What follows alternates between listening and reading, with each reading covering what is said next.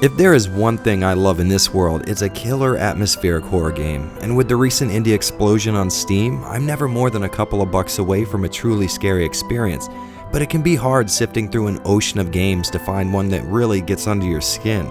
Well, luckily I found one such title, which brings us to our question of the day: how in the hell does this game make property seizure terrifying?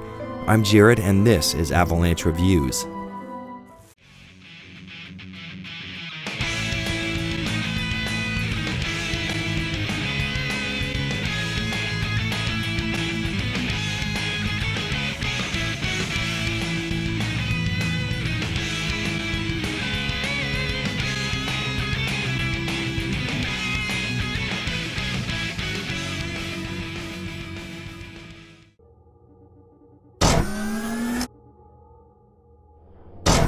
In Distraint, we take up the mantle of Price, a young guy with high hopes and the soul-crushing job of repossessing properties from people who've fallen behind on their payments.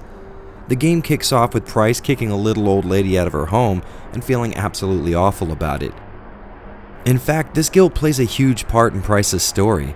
Throughout the game, it's clear that this guy really hates having to displace these people, but even stronger than his guilt is his desire to improve his station in life. This conflict between his desire for wealth and his guilt for how he's earning it plays hell with his mind and even starts affecting the world around him. As the game progresses, I found more and more that things were just a little off.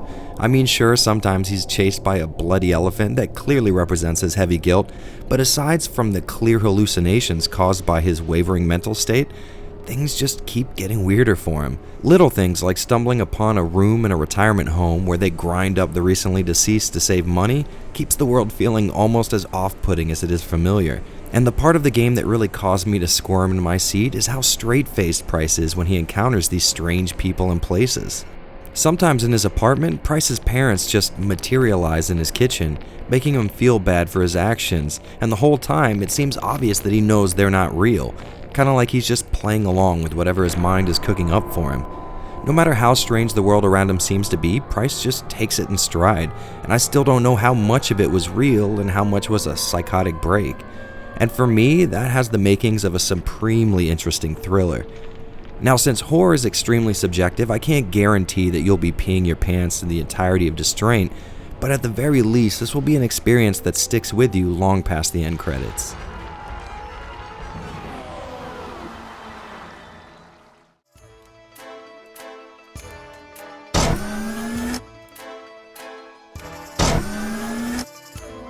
Distraint's gameplay is a lot like its story in the sense that it's deceptively simple yet really unique. The game takes place on a 2D plane, so the only option you really have is moving left or right, which makes things sound a little more boilerplate than it actually is. If we break things down, Distraint plays like a point-and-click adventure game except without the mouse cursor. In each area, Price has the goal of getting his clients to sign a paper allowing his company to repossess a house, but since Price is a nice guy at heart, he always ends up helping out in some way.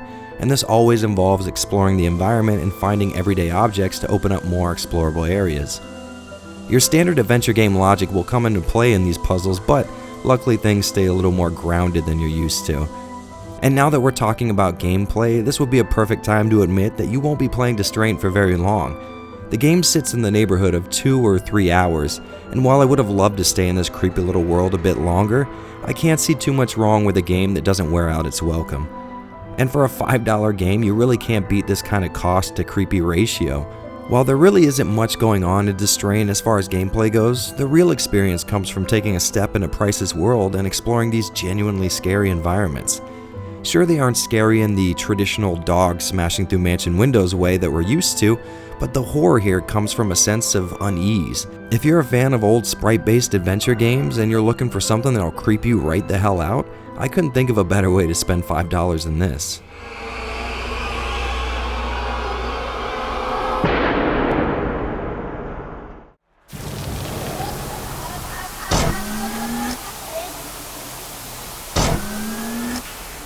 I'm not gonna lie to you guys, when I see sprite-based graphics on an indie horror game, I immediately think of RPG Maker, and while Yume and Ebe have their fans, they're definitely not my cup of tea. So it means a lot when I say that Distraint makes perfect use of its 2D graphics. While the side-scrolling perspective isn't exactly the first thing that comes to mind when I think of environmental horror, I have to admit that it works really well here. Much like the good Resident Evil games, you really can't see too far ahead of you, and even though we don't have to worry about any zombies popping up, the close-up view makes things feel tense and helps show off the weird-as-hell visual style the game's one and only developer went for. Every character just looks really weird, kind of like something Tim Schafer would design, in between writing comedy for 9-year-olds. The oddball character design and spooky-looking environments look great on their own, but the static effect layered over everything gave me some real Silent Hill 3 vibes, and that helped enforce that off feeling you get when you play. There is, however, one problem I had with the game, and it comes in the form of a camera that snaps in place every time Price turns around. At first, it didn't really bother me, but after a while, it really got on my nerves.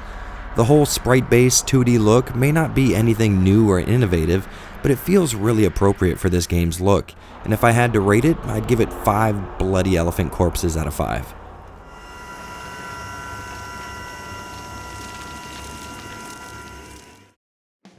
Well, it's pretty clear this game had a real effect on me, but let's check out the pros and cons to see if Distraint will get under your skin too. I love a good psychological thriller, and Distraint really delivers on the mindfuckery. $5 is a small price to pay for any game really, but especially for this one. If there's one thing this game really nails, it's putting you in a very immersive world. Everything from the game's sound design to its visual style is tailor-made to draw you in. Clocking in at around 2 to 3 hours, Distraint isn't going to eat up too much of your free time. I really didn't mind the camera snapping into place after a turn at first, but after a while it grated on my nerves a little. I guess it didn't do my dishes for me. Sometimes I'm not going to have a lot of cons for you. This is just an awesome game. Well guys, if it wasn't clear already, Distraint gets a glowing recommendation from me. I love games that make me feel uneasy and tap into that part of my brain that questions everything, and if you have a similar desire for the weird and creepy, you couldn't find a better use for a $5 bill. Am I grading this game on a curve due to its cheap price and one-man development staff? Well, maybe, but a good game is a good game, and a creepy little psychological horror romp like this only comes around every once in a while. So if you want my opinion, don't miss out on this one. And that's about it for me guys, but I will be back soon, so as usual, I'm Jared. And this has been Avalanche Reviews. Thanks for swinging by for yet another episode of Avalanche Reviews, guys. If you like getting creeped out, maybe check out some other horror games I've covered right here, and remember to hit that like button to appease the new YouTube algorithm. Praise be unto it.